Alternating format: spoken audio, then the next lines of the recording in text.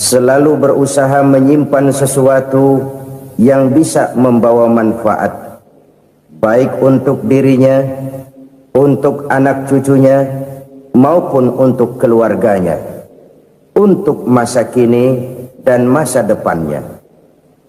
Kadang simpanan itu berbentuk uang, kadang berupa tanah, lain saat berbentuk pabrik, dan lain sebagainya. Sementara masa depan yang paling pasti adalah akhirat. Jika untuk masa depan dunia kita rela memeras keringat, membanting tulang, pergi pagi dan pulang petang, menyimpan uang, menyimpan tanah, menyimpan pabrik, pernahkah kita merenung jika satu saat kiamat datang, kita dibangkitkan dari kubur masing-masing, berdiri di padang mahsyar untuk mempertanggungjawabkan seluruh kegiatan hidup kita di dunia ini, lalu kita akan menuju ke alam akhirat. Sudahkah kita mempunyai simpanan untuk akhirat kita?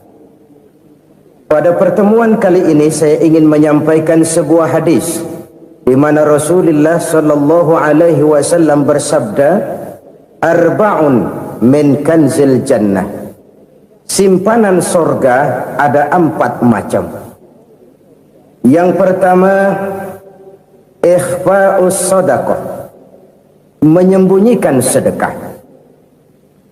Saudara-saudara kaum muslimin, sebagaimana yang kita maklum bahwa Allah Subhanahu wa taala melebihkan sebagian rezeki dari kita terhadap yang lain.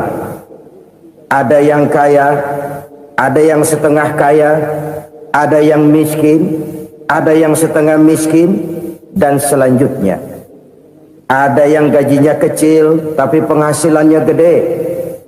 Ada yang penghasilannya gede tapi nggak punya gaji. Ada juga yang memang gajinya gede dan penghasilannya gede. Kelebihan rezeki merupakan sunnatullah dan tidak harus membuat kita merasa lebih dari yang lain. Bahkan sebaliknya, kelebihan itu harus membuat kita ringan tangan untuk menolong mereka yang memang memerlukan pertolongan. Kalau saudara diberikan ilmu, maka pertanyaan akhirat cuma satu: ilmumu kau amalkan untuk apa? Kalau saudara diberikan umur yang panjang, pengadilan akhirat juga bertanya satu: umurmu kau habiskan di mana? Tapi kalau saudara diberikan harta, pengadilan akhirat akan bertanya 2: hartamu kau dapat dari mana? Kau belanjakan kemana? Dari mananya ditanya dan kemananya juga ditanya. Oleh karena kita akan dimintakan pertanggungan jawab, maka amanah yang bernama harta ini harus kita gunakan dengan sebaik-baiknya. Ada penggunaan yang merupakan kewajiban, itu zakat namanya. Ada penggunaan yang sewaktu-waktu, itu infak namanya. Ada yang lebih sewaktu-waktu lagi, dan itu sedekah namanya. Zakat dia terikat oleh haul dan nisab, oleh putaran batas waktu dan ukuran dari harta itu sendiri. Sedangkan infak terikat oleh situasi dan kondisi perekonomian seseorang. Sedangkan sedekah tidak terikat dengan apapun. Dalam kondisi seperti apapun kita bisa melakukan sedekah dengan yang terkecil sekalipun. Sampai-sampai Rasulullah sallallahu alaihi wasallam mengajarkan, la tahqiranna minal ma'rufi syai'an walau an talqa akhaka biwajhin talik. Atau ada hadis, tabassumuka fi wajhi akhika laka shadaqah. Senyumanmu kepada temanmu adalah sedekah. Jadi untuk melakukan sedekah tidak harus dalam berbentuk uang. Dengan ilmu kita bisa sedekah, dengan tenaga kita bisa bersedekah, dengan pikiran kita bisa bersedekah, bahkan senyum kepada teman itu pun sedekah. Jadi kalau sedekah dengan uang memang belum punya uang, nyengir aja banyakin. Itu asal pada tempatnya, jangan lalu ketemu tiang listrik cengengesan. Tentu tidak pada tempatnya dan tidak wajar. Nah, sedekah yang paling dicintai Allah adalah sedekah yang disembunyikan. Artinya, jauh dari sifat riya. Kan kadang-kadang ada orang sedekah itu disebutkan namanya, apa tidak bagus? Kalau memang niatnya ikhlas, ya bagus-bagus saja untuk memberikan sugesti kepada yang lain. Di Fulan bin Fulan nyumbang sekian, diumumkan.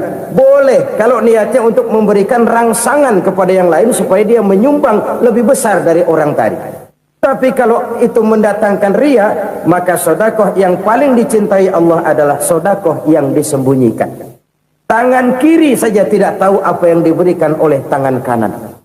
Sedekah yang dilakukan dengan ikhlas akan merupakan perbendaharaan surga, tersembunyi dari pandangan orang lain, tidak seorang pun tahu. Karena memang sikap yang baik adalah melupakan kebaikan dan mengingat kesalahan. Itu salah satu ciri orang bahagia. Orang yang selalu mengingat kesalahannya dan berusaha melupakan segala kebaikannya. Kalau dia akan ada kebaikan, dia tidak bisa ikut, dia merasa rugi karena dia merasa belum pernah berbuat baik. Tapi kalau akan melakukan kesalahan baru, dia ingat kesalahan yang sudah-sudah, sehingga terhalang baginya untuk melakukan satu kesalahan baru. Demikianlah saudara-saudara, bahwa Allah melebihkan rizki sebagian kita dari yang lain agar terjadi tolong-menolong dalam kehidupan ini. Jadi kesenjangan yang nature, kesenjangan yang alami, itu sunnatullah. Ada yang kaya, ada yang miskin, ada yang kelas menengah. Nah, kenapa lalu sekarang kita berusaha mengentaskan kemiskinan? Oleh karena adanya kesenjangan struktural. Kalau yang kaya bisa semakin kaya, kenapa yang miskin tidak bisa naik jadi ikut sedikit kaya? Sebab pada dasarnya Islam adalah agama yang sejak turunnya sudah berupaya memerangi kemiskinan. Bahkan dikatakan kemiskinan itu mendekatkan kepada kekufuran. Orang kalau miskin udah dekat banget sama kafir. Gampang menjadi kafir. Berapa banyak saudara-saudara kita yang oleh karena soal perut, oleh karena soal materi, terpaksa meninggalkan dan menanggalkan akidahnya, menjual petunjuk yang diberikan Allah dengan kesenangan dunia yang cuma sebentar ini. Na'udzubillah thumma na'udzubillah. Jadi makin kita sembunyikan satu sedekah, semakin banyak perbendaharaan kita di surga. Sedekah yang paling dicintai Allah adalah sedekah yang disembunyikan. Malahan ada seorang sufi, dia punya kebiasaan kalau pergi sholat Jumat dia bawa uang, itu uang dia taruh di bawah tikar masjid. Dia niat sedekah kepada siapa saja yang nemuin itu duit. Maksudnya apa? Supaya yang nemuin nggak tahu siapa yang punya duit. Demikian dia saking ingin menyembunyikan sedekahnya.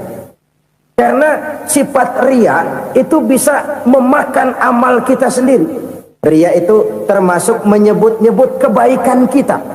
Orang yang suka nepuk dada, sedikit-sedikit ngitungnya kalau nggak gua. Tuh kalau nggak gua tuh yang belah situ, kalau nggak gua, kalau nggak gua. Iya, kalau nggak lu kenapa emang? Orang yang suka menepuk jasad, biasanya memang begitu, saudara-saudara. Kalau perang lagi berkecamuk, orang nggak sempat ngaku jadi pahlawan. Tapi begitu perang selesai, yang kagak kenal bedil ngaku pahlawan, mas. Itu sesuatu yang biasa. Oleh karenanya, orang-orang yang ikhlas dalam bersedekah, disembunyikannya sedekah itu, Allah cinta betul. Malahan ada hadis memberikan jaminan, inna sedaqatal mar'il muslimi tazidu fil umri wa tadfa'u mitatas su'i. Sesungguhnya sedekahnya seorang mukmin tazidu fil umri, bisa menambah umur panjang, wa tadfa'u mitatas su'i, dan menyelamatkan manusia dari mati secara su'ul khatimah. Jadi siapa yang kepengen panjang umur, banyaklah sedekah. Yang bosan hidup, pelit terus. Sedekah menambah panjang umur dan menyelamatkan manusia dari mati secara su'ul khatimah. Pak, katanya umur itu nggak bisa ditambah, nggak bisa dikurangin. Kapan? Kalau ajal sudah datang. Wa idza jaa ajaluhum la yastakhiruna sa'atan wa la yastakdimun. Kalau ajal datang tidak bisa dimajukan, tidak bisa dimundurkan. Itu kalau ajal sudah datang. Tidak bisa lagi umur ditambah dikurangi, sudah datang. Tapi kalau belum datang, itu kan haknya Allah. Mau ditambah, mau dikurangi, hak prerogatif Allah. Sebagai pencipta manusia, Allah maha kuasa dan maha mampu. Sedekah ini menambah panjang umur dan menyelamatkan manusia dari mati secara su'ul khatimah. Itu orang mati kan sama ya, kondisinya mati, nggak nafas. Tapi hakikat mati kan lain-lain. Ada yang mati itu husnul khatimah, baik akhirnya. Misalnya lagi ngaji mati, lagi sholat mati, lagi sedekah mati. Ini yang dinamakan dengan husnul khatimah, baik di akhirnya. Sebaliknya ada yang su'ul khatimah, jelek di akhirnya. Ini yang jadi catatan akhir. Lagi nyekek botol, mampus. Lagi banting kartu, modar. Su'ul khatimah, jelek pada akhirnya. Sedekah menyelamatkan manusia dari mati secara su'ul khatimah. Dan kita semua kepengen mendapat husnul khatimah, jauh dari su'ul khatimah. Oleh sebab itu yang bisa menyelamatkan kita dari penyakit itu antara lain adalah sedekah yang disembunyikan, yang dikerjakan dengan ikhlas karena Allah, tidak karena kepengen dipuji orang, tidak karena ingin dikatakan orang pemurah. Sebab orang dermawan itu orang yang memberi tanpa harus diminta. Kalau masih harus diminta, ya belum dermawan namanya, masih harus diminta. Kalau nggak diminta ya tulus, lolos, polos. Saudara-saudara kaum muslimin rahimakumullah, harta adalah amanat dan akan kita pertanggungjawabkan. Allah melebihkan rizki sebagian kita dari yang lain agar kita saling tolong menolong, bantu membantu. Nabi janjikan siapa yang meringankan beban saudaranya muslim di dunia, Allah akan meringankan bebannya di akhirat nanti. Sebuah jaminan dari baginda Nabi. Si orang yang kita bantu barangkali tidak bisa membalas, Allah yang akan membalas lewat jalan lain yang tidak pernah kita sangka-sangka. Ada orang tanya, Pak, ini ada orang nyumbang masjid sambil marah-marah, bagaimana? Saya bilang sumbangannya aja ambil, marahnya jangan. Marahnya jangan diambil, itu urusan dia. Saudara-saudara kaum muslimin rahimakumullah, umat Islam ini kan umat yang punya potensi besar.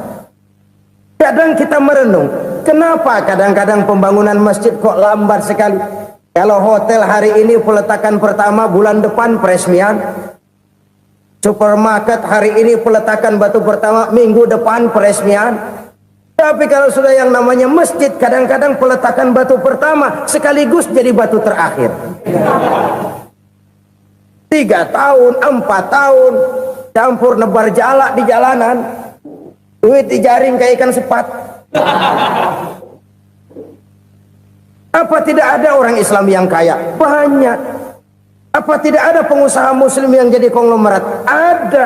Lalu yang belum banyak itu yang komit terhadap nilai-nilai agamanya. Akhirnya kita jatuh jadi umat yang lemah. Belum ada pengusaha konglomerat muslim buka pabrik supermi cap beduk misalnya umpamanya atau pabrik kecap cap sorban supaya identitas keislamannya sedikit kelihatan. Kita jatuh jadi umat yang lemah karena potensi tidak terinventarisir dengan baik. Kita ini ibarat kompor yang cuma matengin nasi orang lain. Potensi kita dimanfaatkan oleh orang lain. Ukhuwah Islamiyah kita baru terbatas kepada silaturahmi.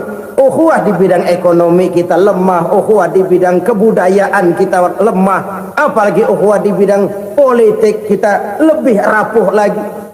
Padahal ukhuwah itu adalah totalitas kehidupan manusia, menyangkut ipolek sosbud, memerlukan nilai-nilai ukhuwah.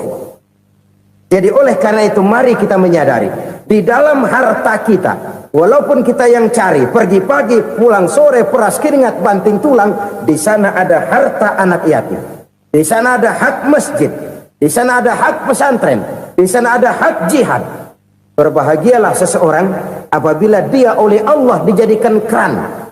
Keran itu menyimpan air, tapi tidak untuk dirinya, tapi disalurkannya kepada mereka yang memang memerlukannya. Saudara-saudara kaum muslimin rahimakumullah, ini yang pertama. Jadi perbendaharaan surga adalah menyembunyikan sedekah. Orang lain nggak tahu, kita pun nggak pernah ngitung-ngitung. Kita anggap lewat begitu saja, padahal itu deposit akhirat. Satu. Yang kedua, perbendaharaan surga itu apa? Wa kitmanul musibah, menyembunyikan kesulitan. Kadang orang takut menghadapi kesulitan, tapi makin kita merenung, hidup ini kan sebenarnya urusan. Takut sama urusan, ya jangan hidup. Tandanya orang hidup itu kalau punya urusan. Urusan melupakan problem. Problem sering menimbulkan kesulitan. Kesulitan bukan untuk ditakuti, tapi untuk diatasi dan dicarikan jalan keluarnya. Siapa sih orangnya yang nggak pernah sulit-sulit? Makin tinggi status sosialnya, makin gede urusannya. Makin tinggi kualitas imannya, makin berat tingkat kesulitannya. Cuma memang yang namanya enak itu seperti pelangi. Biang lala itu nggak pernah di atas kepala kita, di atas kepala orang melulu. Lo sih enak lo, kata kita. Dia juga bilang yang enak kan lo. Pelangi itu nggak pernah di atas kepala kita. Kata tukang beca, aduh enak ya naik Mercy. Kata tukang beca, apa yang di dalam mobil Mercy? Aduh enak bener tukang beca, di jok ngeringkuk ngorok pulas bener. Saya kamar pakai AC sejuk, tempat tidur sutra empuk, alga spring bed, kulak kulik nggak bisa pulas kalau belum minum Valium, belum tidur. Enak bener tukang beca, di jok ngorok nggak tahu wetan kulon. Si tukang beca bilang yang di Mercy enak, yang di Mercy bilang tukang beca enak. Inilah enak, nggak pernah di atas kepala kita, di atas kepala orang lain melulu enak itu. Nah saudara-saudara, yang merupakan perbendaharaan surga itu orang yang bisa menyembunyikan kesulitan, baik pribadi ataupun rumah tangga. Nih terutama rumah tangga yang jadi soalnya. Kadang-kadang kita ini kalau senang, sebaliknya kalau senang kita diam, kalem aja, cuek. Banyak banget duit kita bawaan, diam aja udah. Malah ketemu orang takut. Tapi begitu susah, sekampung tahu. Padahal Nabi mengajarkan perbendaharaan surga itu menyembunyikan musibah, menyembunyikan kesulitan. Kalau enak, cerita sama orang-orang. Kalau nggak enak, rasain sendiri, tekan sendiri, atasin sendiri. Kita kan sebaliknya. Senang kita diam, asal lagi susah, paling tidak kita nyari teman buat cerita kesusahan. Siapa orangnya yang nggak pernah susah? Cuma soalnya bagaimana kita mengatasi kesusahan itu sendiri. Begitu juga misalnya kalau orang sudah berumah tangga, itu orang tuanya harus menjadi tempat dia cerita yang enak-enak saja. Yang nggak enak rasain berdua, selesaikan berdua, atasin berdua. Jangan dibalik. Asal senang diam, giliran susah aja. Maknya laporan. Terbalik. Bisa menjaga security informasi. Maka nama bayam keluar diem, malah seluitan. Enak amat lo makan daging ayam. Security informasi. Saudara-saudara kaum muslimin rahimakumullah, ujian yang terberat itu yang pernah diberikan kepada para nabi, para rasul, para aulia, para ulama. Makin tinggi keimanan, makin berat bentuk kesulitan. Ayo saya kemukakan satu contoh saja. Ada seorang nabi yang kaya, nabi kaya, namanya Nabi Ayub. Iblis kalau orang begini kan keki, ibadahnya rajin, kaya. Nih yang kayak begini susah digodain. Kalau ibadahnya rajin, miskin, kali bisa disogok. Sini imannya mantap, ibadahnya rajin, kaya, nabi lagi. Tapi namanya iblis, nggak kurang akal. Laporan, Tuhan, kenapa Les? Ya ini bahasa saya, bahasa Qurannya sih nggak gitu. Itu hambamu yang namanya Ayub, dia rajin ibadah cuma karena dikasih kaya aja. Coba kasih miskin dia, berhenti dia sembahyang. Ah, kamu bisa aja. Saya tahu Ayub itu hambaku yang ikhlas. Saya buktiin Tuhan, silahkan. Dibuktiin lah, iblis turun ke alamin. Yang mula-mula dia lakukan, dia rusak sawah ladang Nabi Ayub. Dia binasakan binatang ternak Nabi Ayub. Sehingga dalam waktu singkat, jatuhlah Nabi Ayub dari orang paling kaya jadi orang paling miskin. Beliau masih ibadah di mihrab dalam masjid. Datang iblis. Saudara Ayub, ya, lagi ngapain? Ibadah. Nyembah Allah, nyembah Allah. Oh, percuma. Kenapa? Tuhan yang ente sembah nih, dia udah bikin miskin ente. Sawah ladang ente hancur lebur, binatang ternak binasa. Sekarang ente jadi orang paling miskin. Ngapain nyembah Tuhan kayak begitu? Tekor. Udah berhenti dah ibadah, berhenti ibadah. Ini iblis sama Tuhan laporannya lain, yang dikerjakan kepada Nabi Ayub juga lain. Benar begitu iblis, kata Nabi Ayub. Iya, sawah ladang saya habis, buras.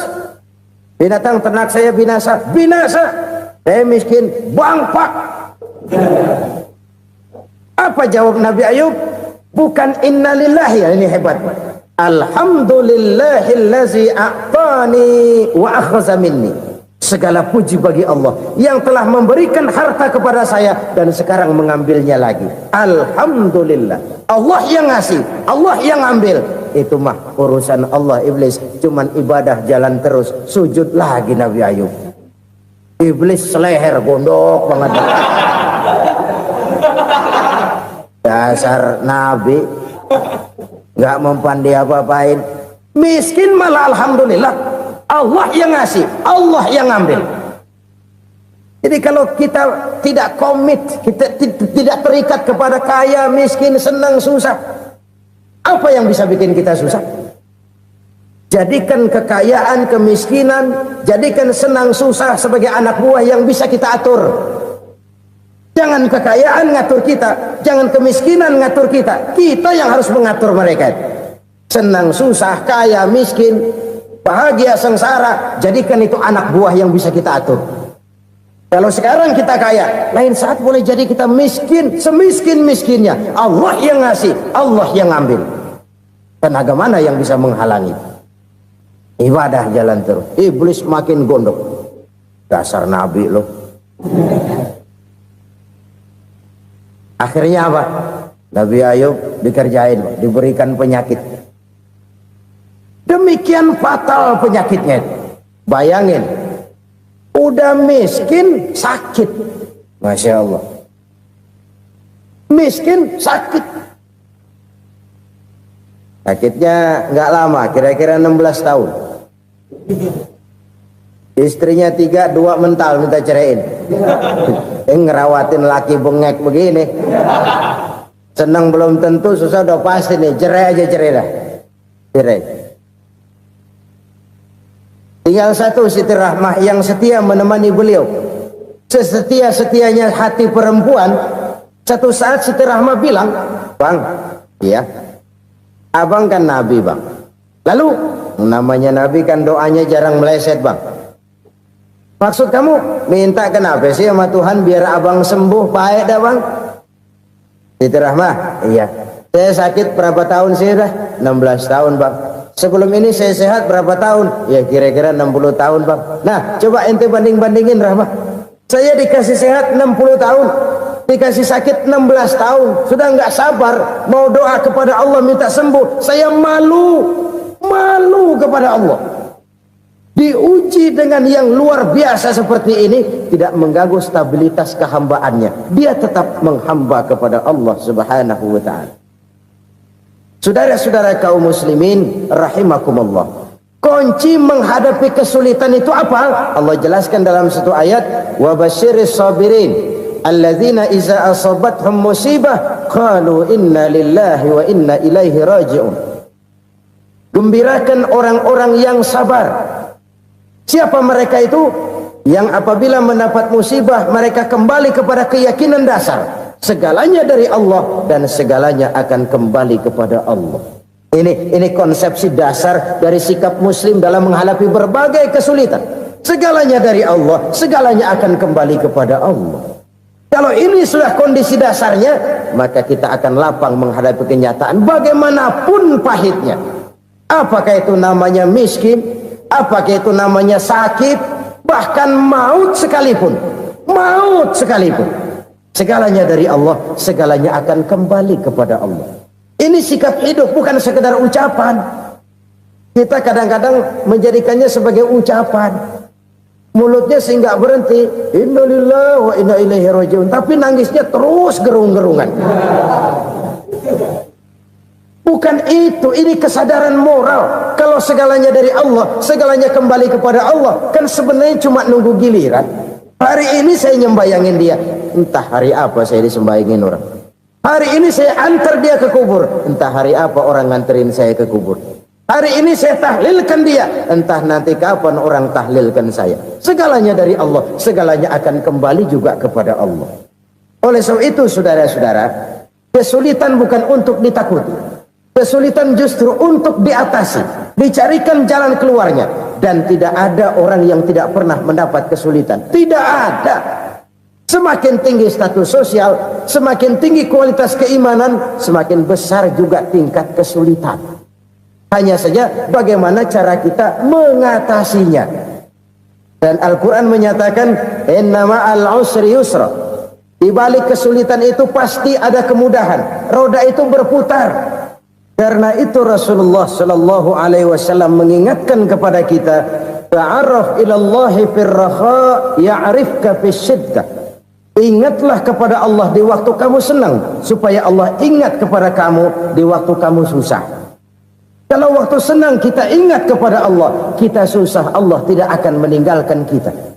Tapi kalau waktu senang kita jauh dari Allah, sujud tidak sempat, dengan masjid jauh, ketika senang kita lupakan Allah.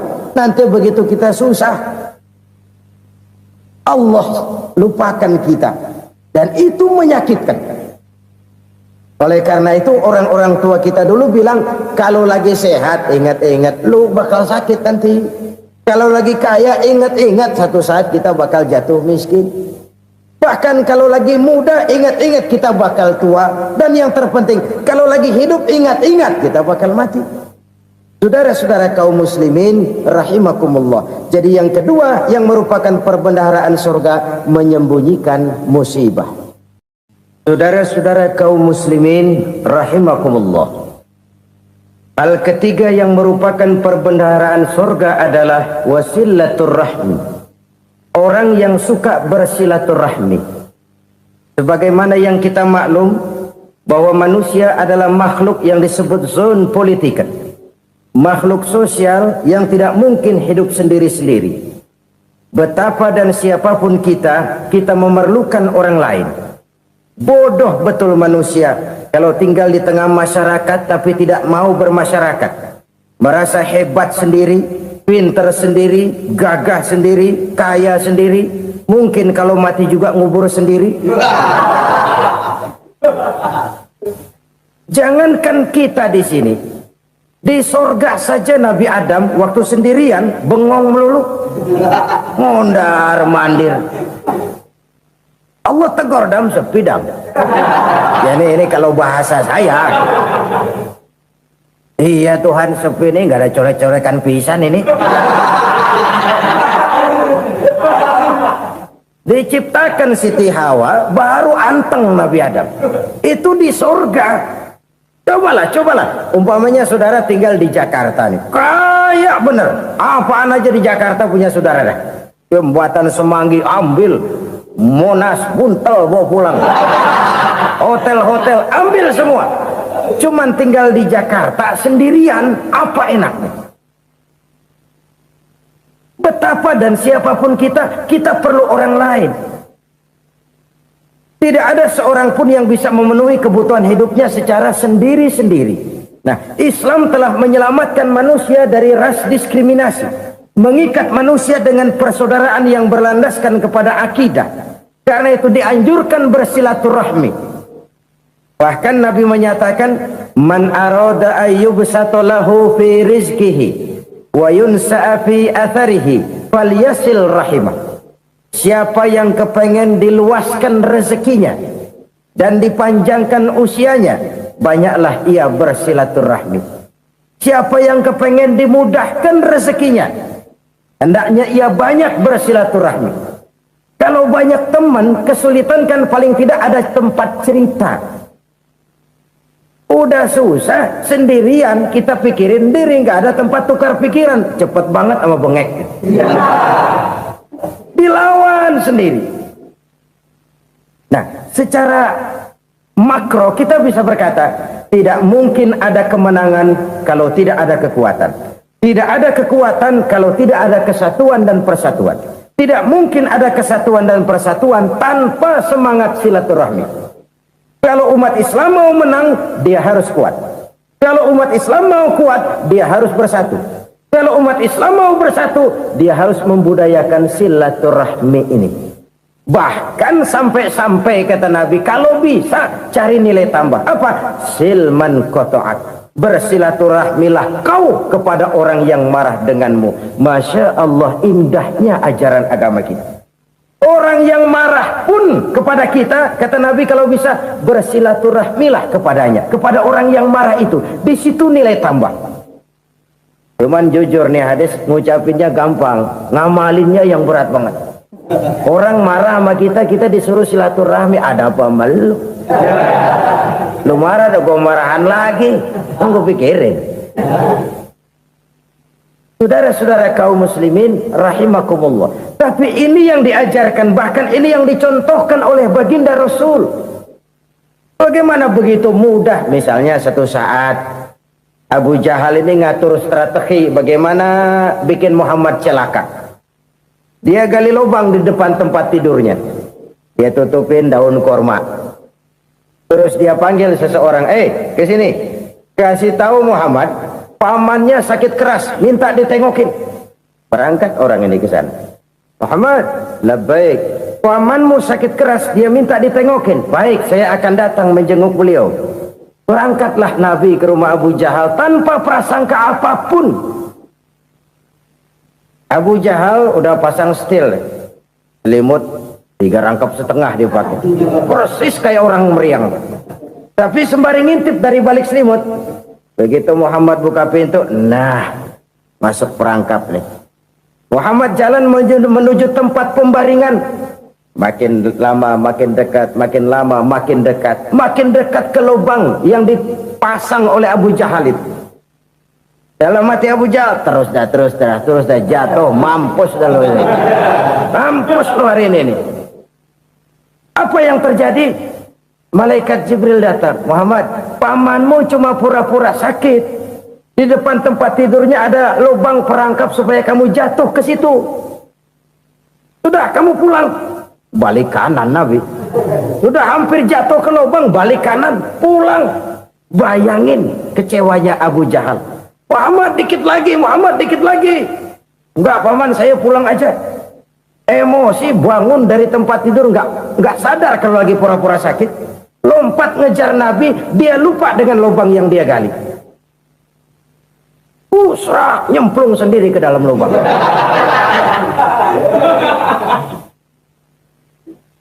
Nabi terus berlalu. Ini terjadi keanehan. Jatuh ke lubang yang dia gali itu sebenarnya nggak terlalu dalam ya, antara 3-4 meteran lah. Tolong saya jatuh ke lubang ini. Datanglah pelayan-pelayannya itu.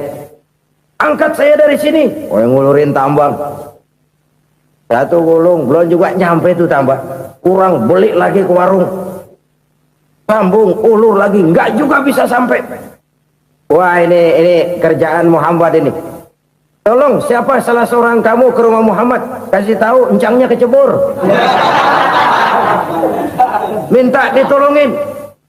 Sampaikan kepada Rasul. Kenapa? Pamanmu jatuh ke lubang, Muhammad minta tolong diangkatin. Tambang udah nyambung-nyambung nggak nyampe juga. Ya, nanti saya datang, saya tolong. Cobain. Nyata-nyata orang berniat jahat mau mencelakakan dia. Datang dia menolong. Ini yang disebut air tuba dibalas air susu ya ini. Bukan sebaliknya. Air tuba dibalas air susu. Paman, kecebur ya? Iya Muhammad, tolong ini. Pegang tangan saya. Nabi ulurkan tangannya. Nyampe. Dipegang oleh Abu Jahal. Diangkat ke atas. Sampai atas. Apa kata Abu Jahal? Sihirmu memang hebat Muhammad. Udah ditolongin dikata sihir. Yang enak kita kemplang kan itu orang begitu. Urusan apa? Tapi inilah akhlak. Kalau bisa kamu bersilaturahmilah dengan orang yang marah kepadamu sekalipun. Orang marah kita tetap baik. Kalau kita berbuat baik sama orang yang memang baik, rasanya sih biasa-biasa aja. Orang baik kita baik lagi, ya draw aja, belum ada nilai tambah di situ. Baru ada nilai tambah kalau kita bisa berbuat baik kepada orang yang nyakitin kita. Itu namanya kita setingkat di atas dia. Dia sakitin kita, kita berbuat baik sama dia. Dia pelit sama kita, kita baik sama dia. Dia marahin kita, kita deketin dia. Di situ kita punya nilai tambah. Jadi siapa yang ingin diluaskan rezekinya kata Nabi dan dipanjangkan umurnya, hendaklah ia banyak-banyak bersilaturahmi. Sederhana sebenarnya silaturahmi. Tapi silaturahmi membangkitkan semangat kesatuan dan persatuan. Kesatuan dan persatuan melahirkan kekuatan. Dalam matematika, 1 ditambah 1 pasti 2. Tapi di tengah masyarakat, 1 orang takut ditambah 1 orang takut, hasilnya jadi 2 orang setengah berani. Kenapa setengah berani? Karena udah berdua. Tadi pan takut sendirian. Kalau dia kumpul turu-turu takutlah jadi berani. Kita yang lemah, kita yang tidak berdaya, kita yang miskin, kalau mau kompak bersatu, apa yang nggak bisa kita kerjain? Apalagi tinggal di kota besar, pilihan cuma 2, bertahan atau minggir. Bertahan atau minggir. Untuk bisa bertahan harus mampu bersaing. Untuk mampu bersaing harus punya keahlian. Keahlian harus ditunjang dengan pendidikan, ditambah oleh kekompakan sebagai umat. Udah miskin mencar mulu, orang injak kita. Orang nggak pandang urusan apa malu. Oleh karena itu silaturahmi pada hakikatnya merupakan ruh dari ukhuwah yang diajarkan oleh agama kita. Bagaimana Islam menyelamatkan masyarakat manusia dari ras diskriminasi, mengikat manusia, dan tidak ada persaudaraan yang lebih indah selain persaudaraan yang diikat dengan nilai-nilai akidah. Sepanjang orang di jalan Allah, itulah saudara kita. Keluar dia dari jalan Allah, selesailah persaudaraan sampai di situ. Karena itu, kalau ingin menyimpan sesuatu di surga, banyaklah bersilaturahmi. Datang ke rumah ini, datang ke rumah itu, dan lain sebagainya. Itu simpanan kita di akhirat nanti. Ini yang ketiga. Saudara-saudara, yang keempat, perbendaharaan surga itu apa? Wa qawlu la hawla wa la quwwata illa billah. Ucapan la hawla wa la quwwata illa billah. Ibadah kan ada yang berat, modalnya besar. Bangun masjid berat, modalnya besar. Bangun rumah sakit berat, modalnya besar. Ada ibadah yang berat tapi modalnya ringan. Misalnya puasa. Puasa itu berat, mengendalikan nafsu. Kalau sekedar nggak makan nggak minum sih enteng. Mengendalikan nafsu itu jihad terbesar. Tapi kan modalnya ringan, cuma niat saja. Ini ibadah berat, modalnya ringan. Ada ibadah yang ringan, modalnya juga enteng. Seperti termasuk ucapan la haula wa la quwwata illa billah. Tanpa sadar, la haula wa la quwwata illa billah. Nyelengin tuh di surga.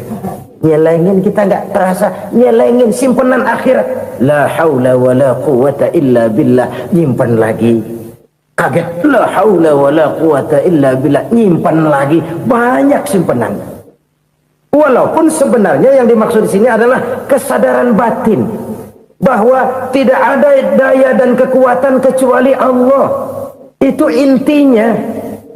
Kita memulai pekerjaan disunahkan baca bismillah, kan begitu.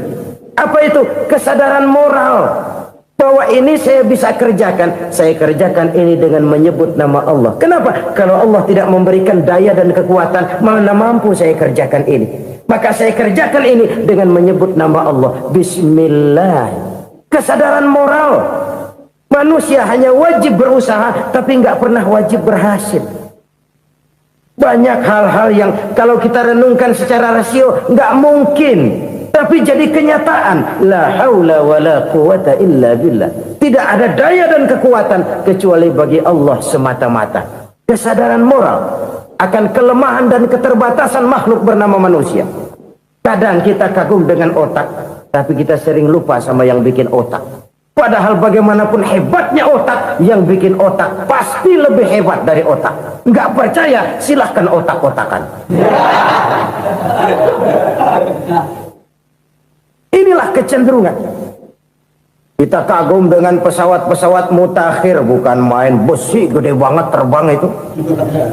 Alangkah hebatnya. Lalu apa yang bikin otak tidak lebih hebat dari itu semua? Kita puji laut, apa yang bikin laut tidak lebih hebat dari laut itu? La haula wa la quwata illa billah. Tidak ada daya dan kekuatan kecuali Allah. Apa yang bisa kita lakukan kalau tidak karena daya dan kemampuan yang diberikan oleh Allah kepada kita? Lahirlah sikap tawadu, rendah hati, tidak melonjak menjadi angkuh dan sombong, sadar akan kelemahan dan keterbatasan diri sebagai makhluk yang diciptakan oleh Allah Subhanahu wa taala. Jadi satu sisi ini ucapan yang berpahala, la haula, jadi wiridan. Pada sisi lain ini kesadaran moral, sikap mental, kesadaran batin bahwa yang punya daya dan kekuatan itu cuma Allah. Kita nggak pantas untuk sombong, sebab sombong itu pakaiannya Allah. Kita nggak sedang pakai pakaian Allah, kegedean. Dan makin kita renungi, makin terbentur. Apa sih yang bisa kita sombongin? Kita mau sombong apa? Kaya, pintar, itu kan semua relatif. Di atas langit masih ada langit lagi. Jadi oleh karenanya, marilah kita menyadari, manusia hanya wajib berusaha, tapi tidak pernah wajib berhasil. Yang berusaha saja tidak wajib berhasil, apalagi yang tidak berusaha. Islam bukan agama orang pemalas yang selesai sholat lalu ngelohom, nggelenggem ayem-ayem. Tapi Islam bukan agama orang sombong yang setelah berusaha lalu tidak memerlukan Allah. Kita bisa saja bikin proyeksi, tahun sekian kita bakal panen besar menurut perhitungan otak. Tapi ada kejadian lain. Apa? Tikus ngambek. Habis itu dimakanin tikus, panen gagal. Proyeksi rasional gagal oleh tikus-tikus yang ngambek itu. Bisa saja terjadi. Tahun depan kita panen besar, urung. Kenapa? Musim panas panjang. Dan sekarang ini koran-koran bikin berita musim mengalami penyelewengan. Bukan cuma manusia yang nyeleweng sekarang. Musim pakai nyeleweng. Mestinya kan musim hujan udah selesai, masih hujan-hujan juga. Musim. Nah sekarang kita boleh bikin proyeksi, kita bakal panen besar. Tahu-tahu musim panas panjang, sawah retak, air kering. Cari teknokrat yang paling botak, suruh pendekin tuh musim panas. La haula wa la quwata illa billah. Inilah kesadaran moral. Saudara, saya teringat satu saat ada seorang konglomerat. Umurnya ya kira-kira 70-an. Satu saat dia ditanya oleh wartawan, "Pak, umur Bapak berapa sih?" "Ya, paling 10 tahun." 10 tahun? 10 tahun? Anak Bapak berapa orang? Aduh. Satu saja? Satu. Harta Bapak berapa? Ya paling-paling bangsa 7 juta kali. 7 juta? Iya. Pak, kenapa Bapak bohongi saya? Bapak punya buku biografi. Koran-koran, majalah-majalah banyak memuat cerita riwayat hidup Bapak. Saya tahu umur Bapak 70. Kenapa bilang cuma 7 tahun? Saya tahu anak Bapak 8. Kenapa cuma bilang 1?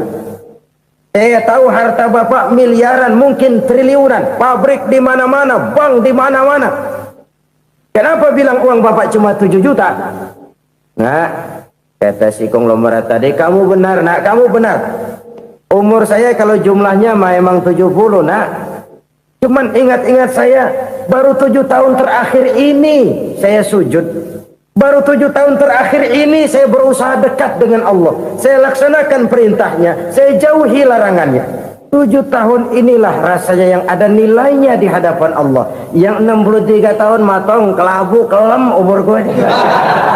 Habis untuk maksiat, untuk munkarat. Maka ketika ditanya tadi, umur saya 7 tahun itu.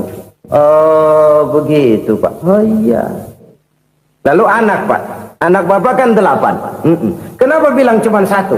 Nah, kalau jumlah hitungannya memang anak saya 8. Tapi dari 8 orang ini rasanya cuma 1 nih yang bakal jadi buah hati, belahan jantung, pelanjut cerita, penerus sejarah, bakal jadi anak soleh yang akan mendoakan saya. Cuma 1 rasanya anak saya ini yang bakal